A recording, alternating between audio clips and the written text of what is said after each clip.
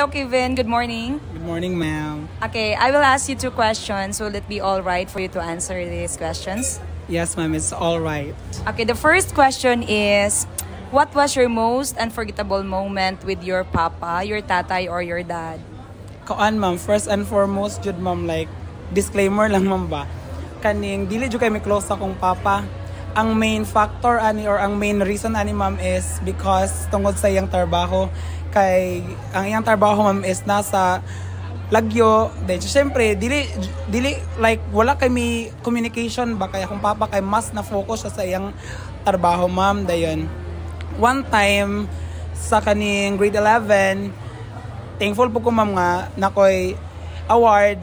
Dayon wala ko ga-expect, ma'am, kaya ako ang papa mo ni taod sa ako ang kaning medal, ma'am, award. Dayon overwhelmed jud kay ko ato, ma'am, kay first ever gyud sa among magsuon nga ang si papa ni ato sa eskwelahan. Kay si papa jud kay murag dili kay siya kuan man ba showy, kay mas go gyud siya sa iyang action kaysa sa iyang words.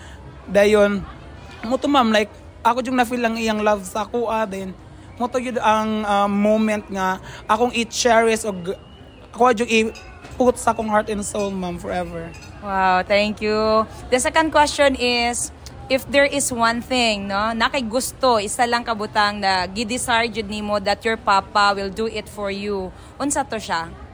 Kuan, ma'am, like wala naman jud koy ma-ask for sa ako ang papa, ma'am, kay iya na jud tong gibuhatan na iyang best para sa mong magsuon, ma'am, kay iya jud gina-value ang amoang education, ang amoang future og kuan, like ang ako lang jud makuan sa akong papa, ma'am, is na siya time pud sa mua, like bahalag gamay lang despite sa iya ang busy kay nga schedule. Like iya puming ato, ma'am, basta mo ang mga awards or special events sa mo ang life, ma'am, as a student. Kay like sa estudyante man jud mi, ma'am, mo to, ma'am, like more bondings to come mo siya, ma'am. And to my Papa Julius and Mama Genevieve, happy Valentine's Day and I love you both.